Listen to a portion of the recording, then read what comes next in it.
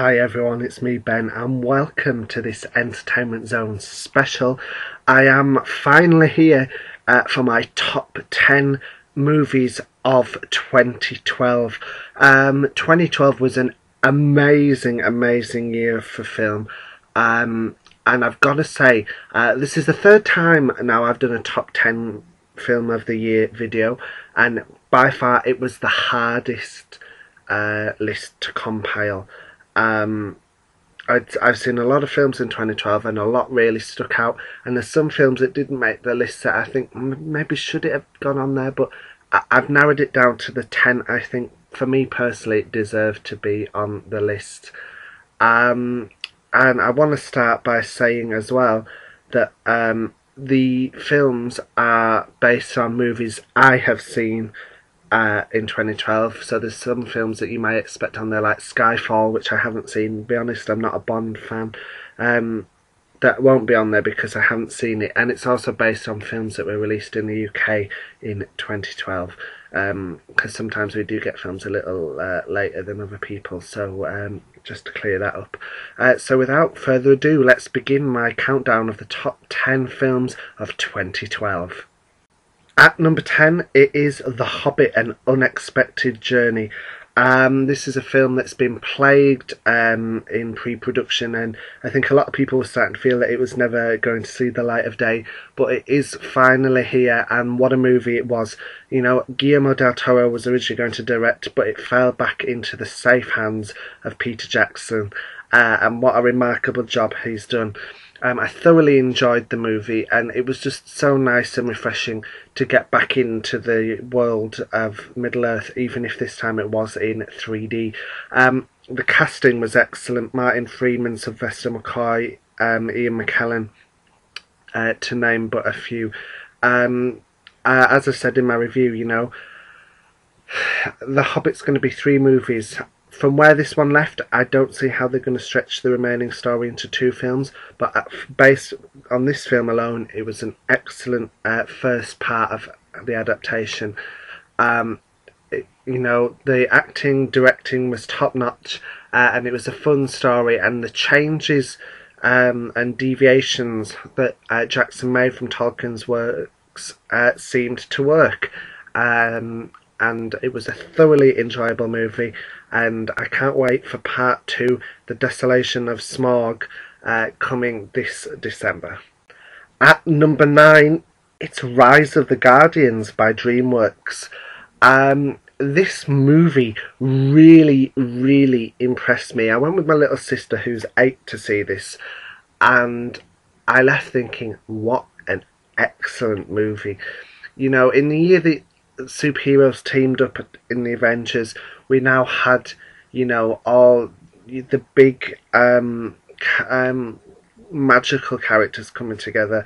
You know, Father Christmas, the Sandman, the Tooth Fairy, and Jack Frost and the Easter Bunny teaming up against Pitch Black, and as a concept it worked great. And what I liked about this film is, again, the casting was great. One of the Baldwin brothers, I think it was Alec Baldwin's in it, Chris Pine, it just worked really well. Hugh Jackman as well as Easter Bunny was great. But what I liked most about the movie was it sometimes got quite dark, in a way that's reminiscent to some of the older Disney movies, and it wasn't afraid to go there. There was some scenes with Pitch that, without no pun intended, were dark, but also when you really think about the origin, without giving anything away, the origins of Jack Frost that are explored in the movie, they were, you know, it's dark for a kids' film, but it was just so wonderful and awe-inspiring to see all these, you know, figures who children look up to come together. And, you know, it was good to have, even though it wasn't necessarily a Christmas movie, it had that cheer and spirit, and it was just a good, heartwarming movie. I think DreamWorks are really becoming a force to be reckoned with at the moment, and I have nothing but good words to say about Rise of the Guardians. At number 8, it is The Possession. The story is supposedly based on a true story, and in the movie, a single dad played by Jeffrey Dean Morgan, is goes to a yard sale with his kids to find stuff for his house, and his daughter finds this ancient box, which later turns out to be a dybbuk containing, I think, a Jewish demon, and from there bad things happen. I was thoroughly impressed by this movie. A few reviewers I'd seen had said this was a possession by numbers movie.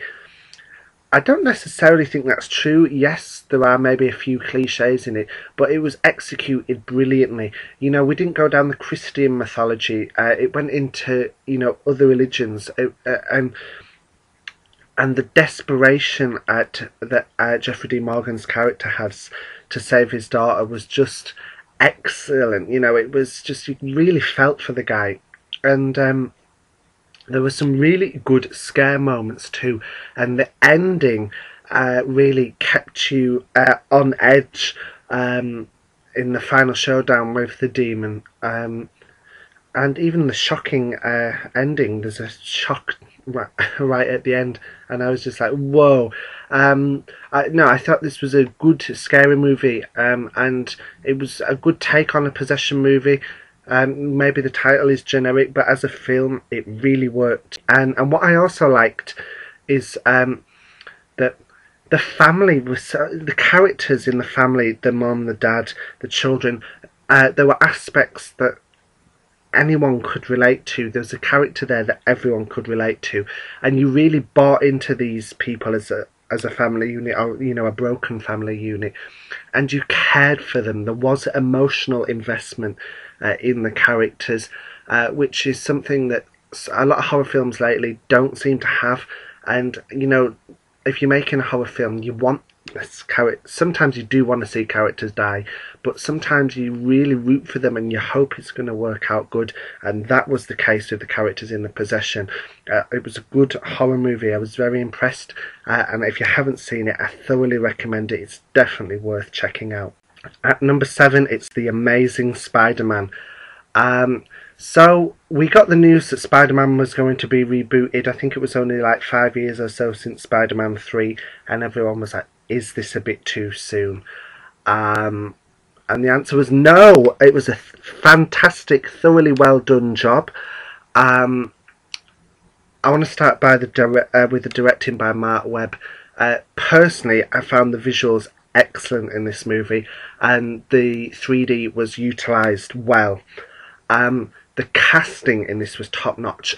Andrew Garfield is the perfect Spider-Man. I'm sorry, I'm not bashing Tobey Maguire or the Sam Raimi movies, which I do love, well, the first two anyway, but Garfield got it spot on, both as Peter Parker, the goofball geek, but also as the wisecracking Spider-Man. It was excellent, and I'm finally glad that they went down the lizard route. It was a character we've been waiting to see in Raimi's movies, and it seemed that they were building up to for a while. So to finally have that in this reboot was excellent. And the fact that they used Gwen Stacy as well. I'm a huge Gwen fan. She is Peter Parker's true love. He loves her. And Emma Stone just brought the character to life perfectly. They couldn't have cast anyone better in that role. And there was, again, a lot of emotional investment in this movie, without giving too much away. Characters, die.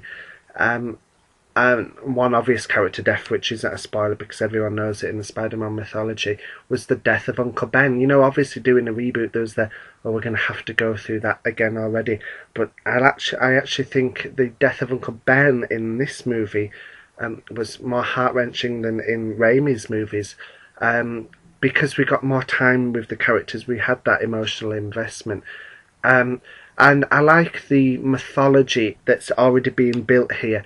The mystery surrounding Peter's parents' death, and also the mythology surrounding Oscorp, which no doubt is going to eventually build up to hopefully Norman Osborn / the Green Goblin turning up. But it was a valiant effort at a reboot. I thoroughly enjoyed it. I can't wait for part 2 in the series. and it was just a real breath of fresh air, and it was good to be able to put Spider-Man 3 behind us and have this to focus on. And it also had one of the funniest Stan Lee cameos of all time, and it surprised me. I think The Amazing Spider-Man was definitely one of the, if not the one of the strongest superhero movies of the year. So I was very impressed with that movie. Okay, at number 6, it's a movie that you either love or hate. It is Ridley Scott's return to the Alien universe, Prometheus. I am in the camp that loves this movie. To me, I think a lot of the hate this movie gets is for two reasons. Number one, the unanswered questions, yet the ambiguity. It does feel at times that things have been purposely set up for a sequel, but I think Ridley Scott had been very honest about that, and he said as well this movie was not directly leading up to Alien. It was a prequel, but it wasn't the direct lead into Alien, and I think people need to remember that. But I think another reason that people might not like this movie is because they were expecting Alien, and Alien it wasn't. And I actually like it more for the fact that it was its own movie that stood on its own two legs, rather than an attempt to recapture what Scott did with Alien. I love the themes in this movie, looking at the themes of life and religion and creation. Where do we come from?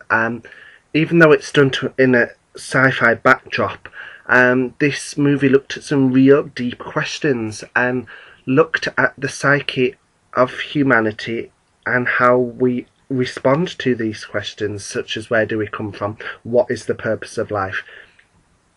And it's good that Scott was able to address these, but to an alien-esque backdrop. Some of the scenes were just like, whoa, in Prometheus.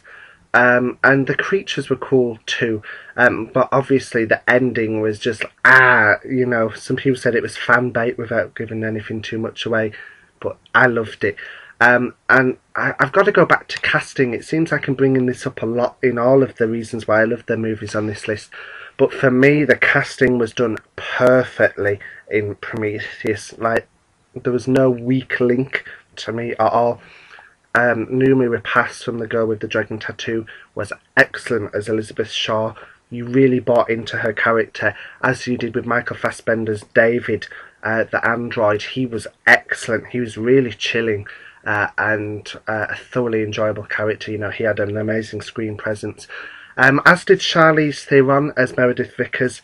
I thought she brought her A game to this movie. Visually, again, Scott is good at making visual masterpieces, and he really thinks about what he's presenting on screen.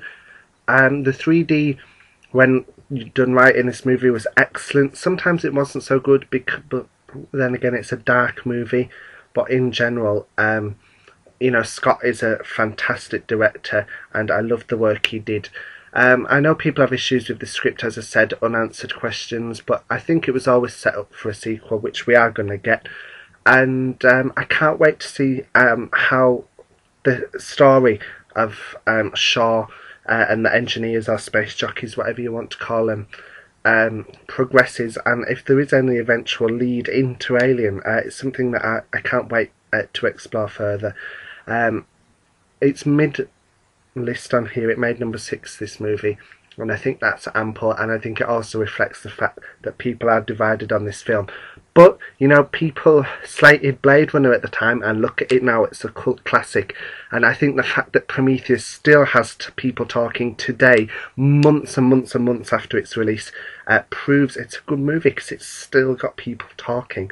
So that's my thoughts on Prometheus. We move into the top 5 now, and at 5, it is The Cabin in the Woods. I love this movie. Drew Goddard and Joss Whedon did a fantastic job with this. It did what Scream did back in the day, and looked at the horror genre and presented it for what it is, but also turned it on its head in a very meta kind of way, and I really like that about The Cabin in the Woods. It wasn't what you expected, and you know, when I left the cinema, I couldn't help but think, is this movie just completely bizarre and insane, or is it genius? And as I reflected upon it, I realised it was genius. It was so cleverly done. I would say it's more black comedy maybe than horror, but I like how it brought all the different elements of the horror genre together, and also gave the nod towards horror icons and iconography of the past, and it recognised horror, and it was a good celebration of horror. And you know, it had a surprise cameo in at the end, which was just great, and I'm happy that, without giving anything away, that specific person turned up, because it just added to that celebration. And it kept you on your toes, you know. For the first half, you kind of like, what's going on? And then the second half is like, oh my god, you know, this is craziness. And the end, without giving too much away, it is just like, what? There's bloodbaths and craziness, and you just don't know where it's leading up to. And again, it's characters that, you know, there's probably, going out of the main characters in it, there's probably one that you're going to relate to, or the others, you know, is someone that you know, and so that makes you really root for these characters. But it was a good idea, it was a different idea, and it was utilised well, and it was good to see. And even if you don't class it as a horror, it was good to see an original take on horror and the horror genre in this era. You know, especially with the amount of poor horror movies that have been churned out as well lately. So yeah, just a big thank you to Joss Whedon and Drew Goddard for producing this craziness that is genius. And again, I think it's going to go down as a cult classic, this movie, especially in the horror community. Any horror fan will definitely appreciate it and understand what it's getting at. And I think it'll be revered for many years to come. At number 4, it's Diary of a Wimpy Kid 3: Dog Days. My sister got the Diary of a Wimpy Kid books a while ago now. I don't know if it was last year or the year before, and she thoroughly enjoyed them. And you know, she got the first 2 movies on DVD, and she's like, Ben, you have to watch these. And they're just very poignant, heartwarming movies, and they, without being violent or rude, you know, they're good family fun films that we don't get much anymore. And I thoroughly enjoyed both Diary of a Wimpy Kid and Diary of a Wimpy Kid Roderick Rules, and I've read the first Diary of a Wimpy Kid book, and I enjoyed that too. You know, Jeff Kinney actually was going to release it for adults to reminisce. You know, for children, the Diary of a Wimpy Kid series is great because they can relate to characters like Greg. But at the same time, for adults, it's a good way of reminiscing and looking back at that school life. You know, there's all different characters in there that you can look back and think, yeah, I'm like that, or I see myself in that person, or yeah, I remember that, and or I remember having to go through these experiences. So it's really nice, you know, even though, you know, they're very funny films as well, but the way, like, my sister sees them and I see them at times may be different because of the different age perspectives, and it is lovely. But Dog Days was easily the best entry in the series. It combined book 3, The Last Straw, and book 4, Dog Days, into one movie. And you know, it's also looking like it may be the last in the series due to the, you know, the child actors getting older. And if it is, what a way to go out. It was easily one of the funniest. And you know, Steve Zahn as the dad, Frank Heffley, and Zachary Gordon as Greg Heffley, Robert Capron as Rowley, and Devon Bostick as Roderick Heffley. You know, they all have so much great comedy moments in the movie, especially Steve Zahn as the dad. He really owned this movie and, and gave it his all. But you know, the film deals with the Heffleys, you know, how they spend in the summer, how, you know, how Greg's spending the summer, and he's chasing after Holly Hills, and you know, it looks at, again, at a bit of his relationship with his best friend Rowley, and it was just a really funny film. I can't stress this enough. They're just such lovely kids films, and you know, I really would recommend the Diary of a Wimpy Kid series to everybody, because they're just I can't tell you how awesome they are. Um, and the cast give it their all, you know, and I just think they're the kind of films I'm really happy my sister enjoys and watches, and it's nice to have something that as an adult I can enjoy and appreciate as well, and that we can share that. Uh, and just seeing some of the trials and tribulations Greg Heffley goes through in this movie, you know, spending his summer, you know, pretending he's got this job at the country club, and then, you know, going to scout camp and trying to prove to his dad he shouldn't go to military school, and you know, having a dog brought into the family. All the different events are just very funny, and it's just, I have so much enthusiasm for these movies, and this was a really nice send off to the movies if it is going to be the last one, and it was just done perfectly. And you know, from what my sister tells me, it was it was also a very good adaptation of, you know, both The Last Straw and Dog Days books. Um, that's all I can really say. They're just great movies and well worth checking out. And you may think, wow, you know, that's quite high to put up there, but I can't stress just how funny Dog Days was. You know, I was howling with laughter at the cinema. You know, the whole, when I went to see it, there were young kids, kids my sister's age, she's 8, teenagers and adults, and everyone was so into it. And I've watched it again since on DVD, and it's still so funny. So it absolutely deserves this spot on my list. We reach the top 3 now, and taking 3rd place is Dread 3D.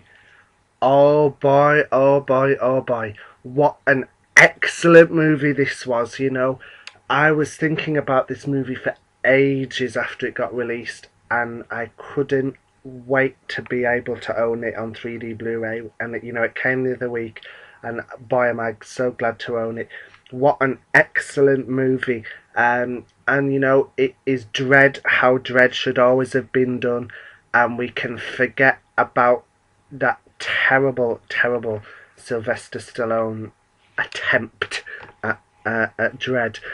You know, I met Karl Urban a couple of months before the movie was released, and you know, he was so enthusiastic about Dread, and you know, he's telling me and other fans how, you know, how excited he was for people to finally be able to see the movie, and it's so understandable why. Firstly, Urban was born to play Dread, and you know, the helmet was never off.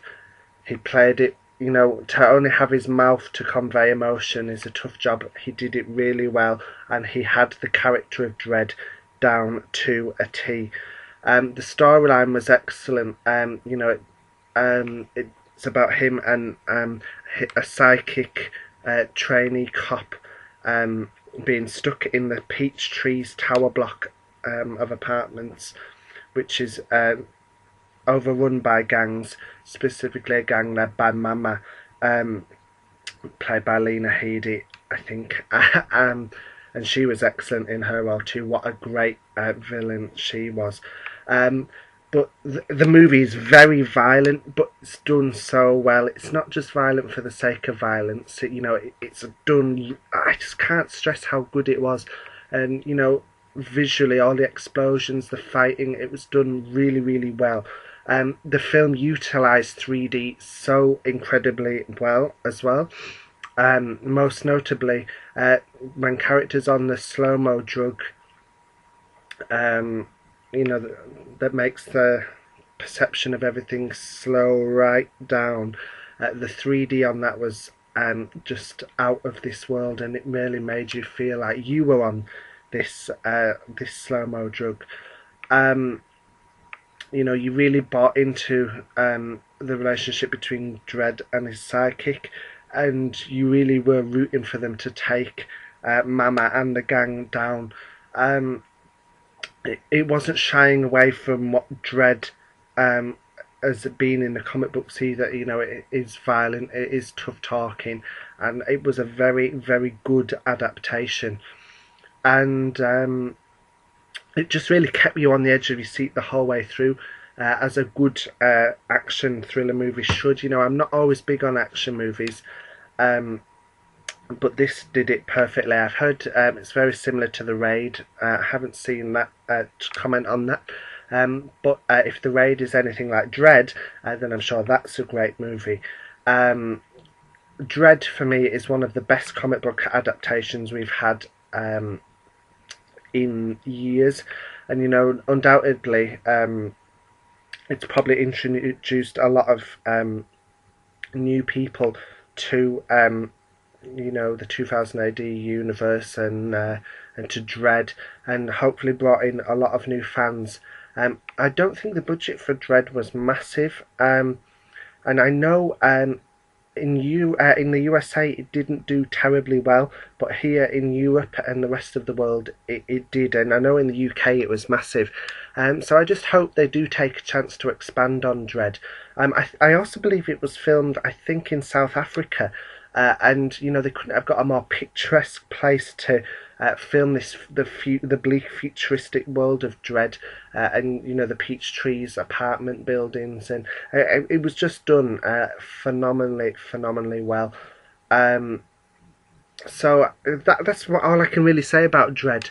The action sequences were incredibly well choreographed. The film keeps you on the edge of your seat. It's tense, it's violent, but in a really exciting way. Dredd as a character is faithful to his graphic novel counterpart. The acting was top notch. Again, this was a movie where I didn't feel there was any weak links in the movie whatsoever. And again, the use of 3D in Dredd was one of the most well done 3D movies in a long time. So big props to Dredd. It's a shame it didn't get the credit it deserved in the USA, but I'm glad it did here in England and the rest of the UK. And I am keeping my fingers crossed for a return to the Dredd universe, and hopefully Karl Urban will be back in the role. Because to me, when I heard Karl Urban was playing Dredd, I was like, don't know how I feel about that. Obviously I knew him as Éomer in Lord of the Rings, and I knew he was in the Star Trek, in the Star Trek reboot as well. He was good in that,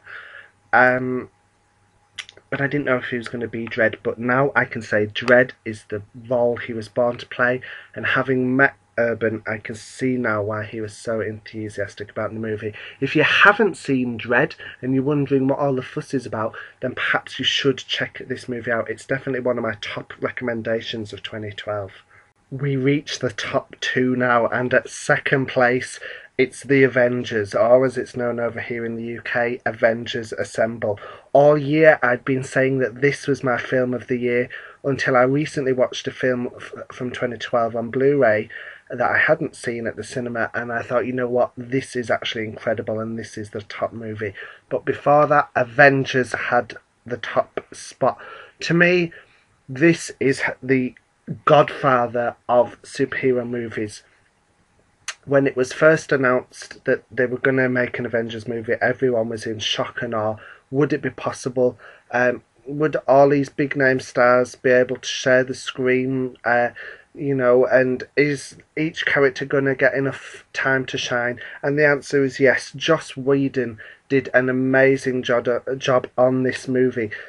Each and every character, whether it be any of the Avengers, whether it be Loki, or even some of the supporting roles like Coulson, Maria Hill, Nick Fury, they all get the time to shine. They all get their moment in the limelight. It's a very witty script. There's a lot of great banter there. Mark Ruffalo, the new Bruce Banner and Hulk, was an excellent job. You know, I didn't think anyone would be able to take over from Ed Norton, but Ruffalo did a great job. And the cast gel really well. You know, Chris Hemsworth as Thor, Robert Downey Jr., Iron Man. You know, just seeing these characters interact on the big screen was amazing. And the film, even though, you know, it's, I think, is it 2.5 hours? It keeps going. There's no slow down period. The momentum builds and builds and builds and keeps progressing throughout the movie. And it is just awesome to see all these characters in one big kick-ass film. And I've got to say, for the 3D, it's the first of Marvel's 3D conversions where I actually think, you know what, the 3D here is pretty good. So they obviously invested a lot more time and money in the 3D of this movie. For me, the story and the plot was great. It was pretty tight. And it was interesting to see what they did with the characters. And, you know, I'm glad they brought other characters in, like Hawkeye, too. Yeah, I know he was in Thor, but obviously they developed that character a lot more in this movie. And even, you know, Scarlett Johansson as Black Widow, to me, you know, I thought the character was a bit in Iron Man 2, but she really stepped up a game in this movie. And, you know, Tom Hiddleston as Loki just owns it as the villain. He is awesome. He is awesome. It's just a big, fun movie, and it's how superhero movies should be done. It's this big epic on a grand scale. You know, you've got the interactions between the superheroes. At first they don't get on, they have to learn to gel, and they have to put differences aside to take on, you know, this massive threat of Loki and an alien army. And, you know, it really harkens back to the comics of, you know, they got together to stop a foe that none of them could stop on their own. And just to see that visualised on the big screen was great. You know, it was funny. It had moments that tugged at your heart. It was action-packed. It just had everything going for it, and it was done perfectly. And even though, you know, some might say The Dark Knight is the best, by Chris Nolan, is the best superhero movie. To me, that's the best comic book adaptation. Those films don't seem like superhero movies purely because of the realism.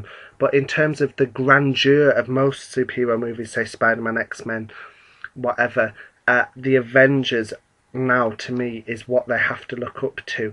And, you know, what a stellar cast it is. You know, I said Robert Downey Jr., Chris Evans, Chris Hemsworth, Scarlett Johansson, Jeremy Renner, Samuel L. Jackson, Tom Hiddleston, Clark Gregg, Mark Ruffalo. The list just goes on, and it's a superb pool of talent. And seeing them come together, again, I just can't stress how amazing it is. And some people may say, oh, it's just a big dumb action movie full of superheroes. But it was more than that. The script is witty, and just the way it was made was incredible. And, you know, to see things like the SHIELD helicarrier realised, it was just awe-inspiring. The Avengers is every comic book fan, every geek's dream, you know. Superheroes together, fighting each other, fighting bad guys. Big, massive helicarrier. It was all there. It has set up for phase 2 of the Marvel Cinematic Universe at the end without giving too much away, which just makes you want even more. And for me, The Avengers, as a superhero movie, was perfection. And I can't recommend it enough. And it's a movie I don't think I'll ever tire of. I've seen it a few times now, and I just don't get bored of it, and I don't think I'm going to get bored of it anytime soon. Okay, so it's on to the top spot now at number 1. As I said, The Avengers all year round was my big winner. But now another film has snuck out of nowhere and taken the top spot. At number 1, the top film of 2012 for me is Chronicle. I saw this on Blu-ray in December, I think it was, It was a movie I'd known about. Unfortunately, for whatever reason, I didn't get to see it at the cinema, and just never got round to buying it on Blu-ray. And I saw it in a sale in December, and I thought, right, I need to check out this film. Um, and I am so glad I did. What I love about Chronicle is the three lead actors, again, perfectly cast. Each of the three characters, the three different boys who all know each other, and they all end up getting superpowers.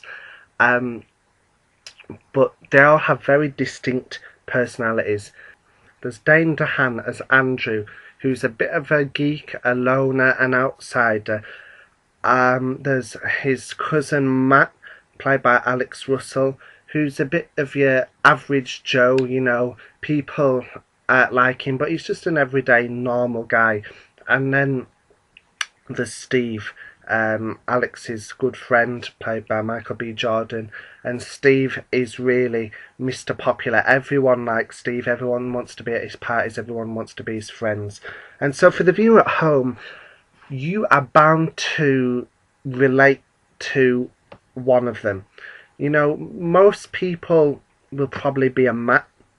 There'll be some people who relate more to Andrew. I'll admit personally, I felt a very strong connection with the Andrew character. Now, because of the way the film plays out, I don't know whether that's something most people would admit to, but I do see a bit of myself in the Andrew character. And there'll be people out there who, know that they're cool and confident and popular, who will relate to the Steve character.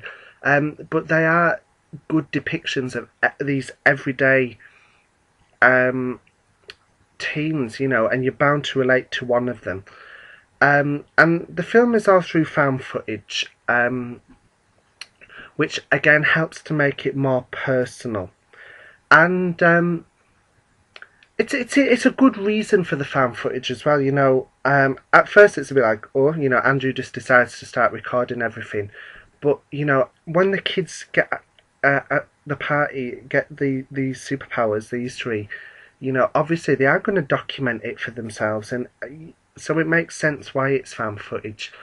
But what I love about Chronicle is they could have made it a big, over-the-top, silly superhero movie, and one of them could have become an all-out villain. I am the best, blah blah blah, and the others, no, we will take you down, or I know, guys, let's become a superhero gang and we will stop criminals and gangsters, or whatever.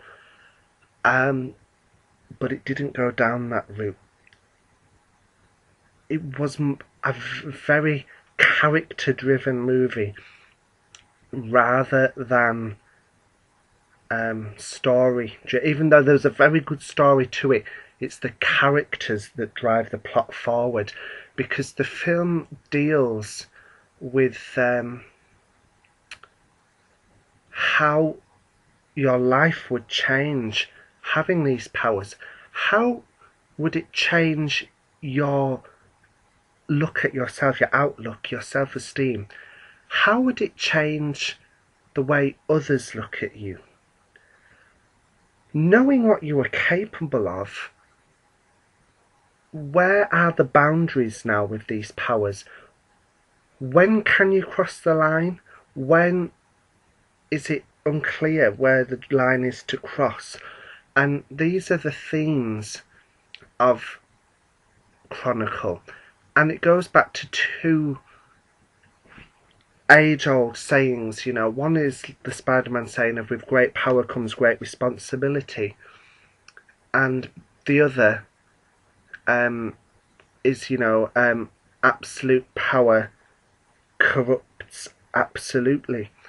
And, it's about how these characters come to terms with their lives and how it affects their personal lives and themselves and their personalities.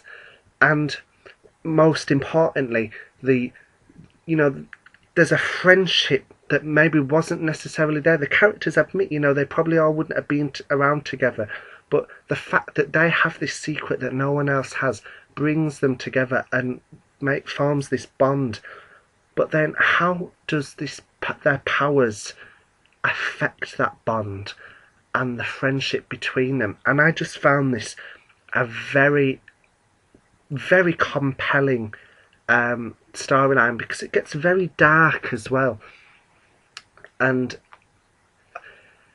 how far are you willing to go before you cross the line, and how far are you willing to go to do what's right? And if it comes to it, are you prepared to do what has to be done? It raises for the characters these big moral questions, and it's something for, as an audience member, it makes you ponder on, what if I was in that position, and it's just very compelling, and the characters are relatable, and there's a real an emotional roller coaster ride that they go on, and some of the from the beginning of the movie to where the movie finishes and where some of the characters end up, it's shocking, and there's twists and turns, and without giving too much away, the end of the film I found very sad.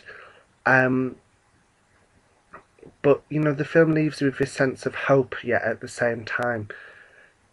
And I just think it was a very cleverly made movie. It was written well.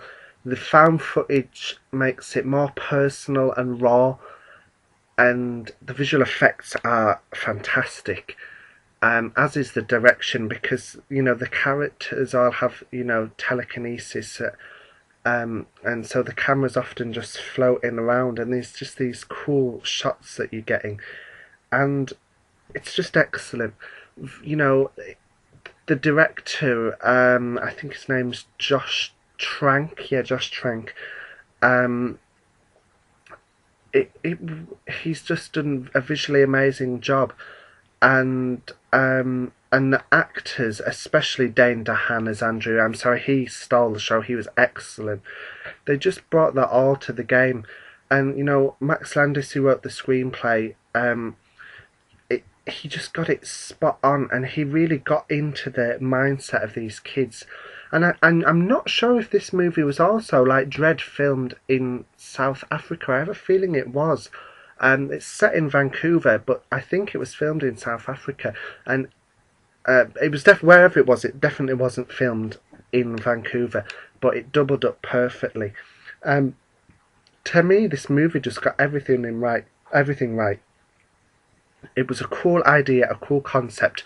What if 3 kids got superpowers? Would you keep it secret? Would you go out in the open with it? How would it change your lives? How would it change you? It's a compelling movie, and I'm so glad I saw it. And when I saw, that it was a 2012 film release in December, I was like, yeah, I'm sorry, it has to be Avengers and go to number 1. It was original. It didn't go down the typical superhero route. They could have gone and made it like Kick-Ass, and they decided, yeah, we'll take down the mob. No, it didn't need to. They made it about the characters and not about the superpowers. And combining that originality with the found footage concept that's been made so popular by films like Paranormal Activity, Wreck, and Blair Witch Project, it just worked spot on. And a part of me was like, I'd like to see what happens later in after this movie, but at the same time it's like, no, the movie is done now. I've heard there is rumours going around of a second movie. Part of me, yeah, as I said, would like to see it, but to me this is such a good movie that it could stand alone on its own 2 feet, because I think it would be hard to top. But you must check it out. And Dane DeHaan, he who plays the lead character Andrew, he's now playing Harry Osborn in the upcoming sequel to the Amazing Spider-Man, and this movie really showcased what he's capable of, and so it gives me faith for him in that role. So everyone involved with this, the director Josh Trank and the 3 male leads, did a great job. and I think they'll all have great careers ahead of them.